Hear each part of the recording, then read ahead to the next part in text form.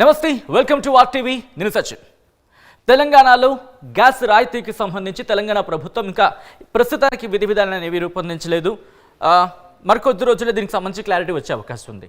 అయితే కేంద్ర ప్రభుత్వం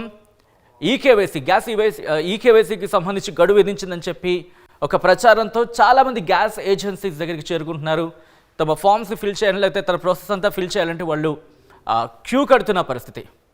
సో ఈ నేపథ్యంలో ఒక్కసారి ఈకేవైసీ మనంతా మనం చేసుకోవచ్చా, ఏంటి ప్రాసెస్ అనేది ఒకసారి చూద్దాం.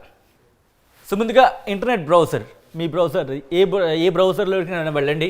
బ్రౌజర్లోకి వెళ్ళిన తర్వాత MyLPG క్లోజ్లో చూసే ప్రయత్నం చేస్తున్నాం. MyLPG, నేను జస్ట్ MyLPG అని టైప్ చేయగానే అదే మొత్తం ఆ ఇన్ఫర్మేషన్ అంతా వచ్చింది. సో MyLPG.in అది సెర్చ్ కొట్టగానే, గూగుల్ కొట్టగానే, లేకపోతే MyLPG అని కొట్టగానే MyLPG.in అనే వెబ్సైట్కి సంబంధించి మీకు ఇక్కడ కనిపిస్తుంది. సో ఇక్కడ మీరు క్లిక్ చేయండి. క్లిక్ చేయగానే MyLPG.in వెబ్సైట్ అనేది ఇలా ఓపెన్ అవుతుంది. ఒక్కసారి లాంగ్ షాట్లో చూపించే ప్రయత్నం చేద్దాం. ఎస్, ఇలా మొత్తం ఇలా ఓపెన్ అవుతుంది. ఓపెన్ అయిన తర్వాత ఇక్కడ మీకు ఒక 3 సిలిండర్లు కనిపిస్తున్నాయి కదా. ఈ 3 సిలిండర్లు మీ ఏజెన్సీస్కి సంబంధించినవి. అంటే సపోజ్ మీరు భారత్ గ్యాస్ అనుకోండి, ఈ భారత్ గ్యాస్ సిలిండర్ మీద క్లిక్ చేయాలి. మీది హెచ్పి గ్యాస్ అనుకోండి, హెచ్పి గ్యాస్ అయితే హెచ్పి గ్యాస్ సిలిండర్ మీద క్లిక్ చేయాలి. ఇండియన్ అయితే ఇండియన్ మీద.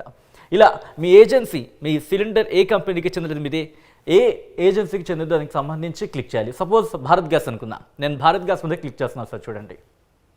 ఎస్, అలా క్లిక్ చేయగానే ఒక చిన్న బ్లింక్ వస్తుంది, ఒక చిన్న మెరుపులో వస్తుంది. వచ్చిన తర్వాత మళ్ళీ ఇలా ఓపెన్ అవుతుంది. దీంట్లో check if you need KYC, quick book and pay, locate distributor, ఇలా అన్నీ ఉంటాయి. దీంట్లో మనకు కావాల్సింది check if you need KYC. దీనికి సంబంధించి క్లిక్ చేయాలి. క్లిక్ చేస్తే click here to download KYC అనేది వస్తుంది. సో ఇక్కడ క్లిక్ చేయాల్సి ఉంటుంది.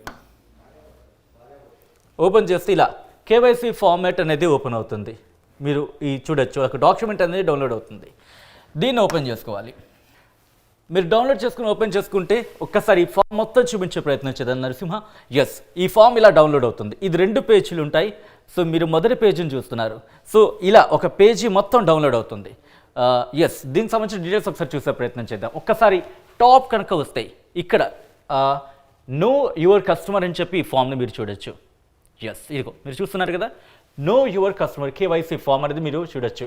To be filled in black ink with black letters, field marked with mandatory అంటూ కూడా మీరు ఆ ఇన్స్ట్రక్షన్స్ చూడొచ్చు. అంటే బ్లాక్ ఇంక్తోని దీన్ని ఫిల్ చేయాలని చెప్పి వాళ్ళు చెప్తున్న పరిస్థితి.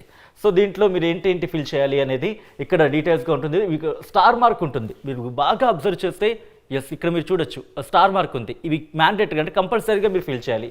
మీ పేరు, మీ ఇంటి పేరు, ఇలా మీ వివరాలన్నీ ఫిల్ చేసేయాలి. ఇదిగో ఒక్కసారి చూడొచ్చు ఇక్కడ address for LPG connection, contact information అని చూస్తే కనుక proof of address category POA అనేది ఒకటి ఉంది.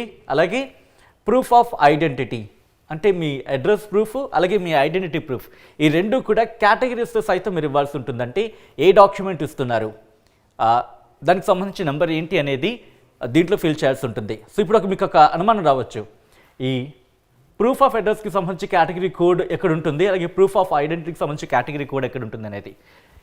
మీరు ఫిల్ చేయాల్సిన ఈ ఫామ్ మొదటి ఫామ్ ఇది. రెండో ఫామ్లోకి వెళ్తే కనుక దానికి సంబంధించిన కోడ్ వివరాలు ఉంటాయి.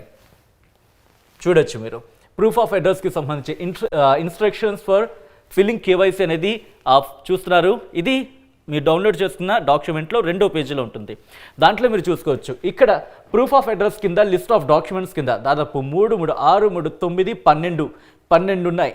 దీంట్లో ఏదో ఒకటి మీరు ఒకసారి చూస్తే ఇక్కడ at least copy of one of the documents listed below should be attached and category mentioned in the form.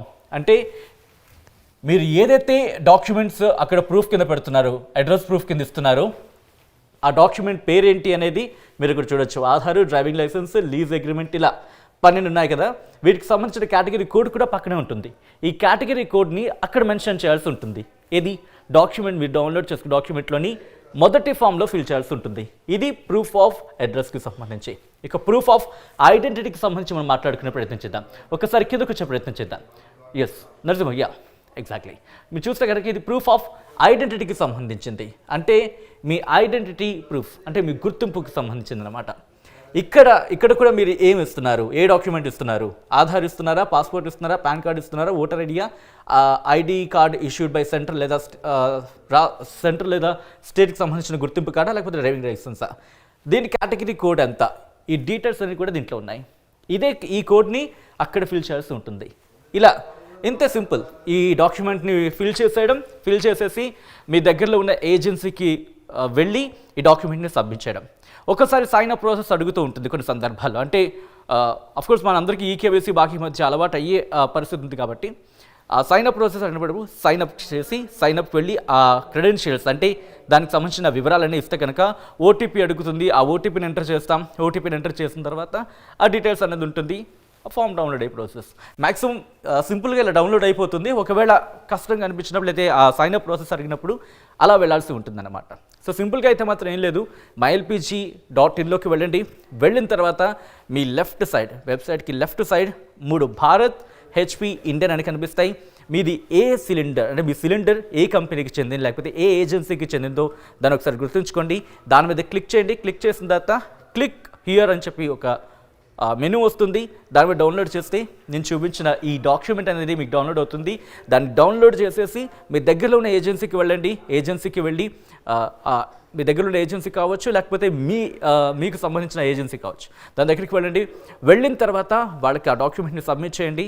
So biometric system ద్వారా ఈ మొత్తం ఆ ప్రాసెస్ అంతా ఈజీగా అయిపోతుంది, త్వరగా అయ్యే అవకాశం ఉంటుంది. బట్ సెంట్రల్ గవర్నమెంట్ కేంద్ర ప్రభుత్వం విధానాలు కావచ్చు లేకపోతే సెంట్రల్ గవర్నమెంట్ గడువు విధించిందనే ప్రచారాన్ని మాత్రం దయచేసి నమ్మద్దు. ఇంకా టైం ఉందని చెప్తున్నారు కాబట్టి వెళ్ళి ఇబ్బంది పడడం కన్నా ఈ ప్రాసెస్లో చేసుకుంటే మీ ప్రాసెస్ ఇంకా ఈజీ అవుతుంది. మరిన్ని వీడియోస్ కోసం ఛానల్ని సబ్స్క్రైబ్ చేయండి. లేటెస్ట్ అప్డేట్స్ కోసం వాట్సాప్ ఛానల్ని ఫాలో చేయండి. అండ్ లింక్ డిస్క్రిప్షన్లో ఉంది.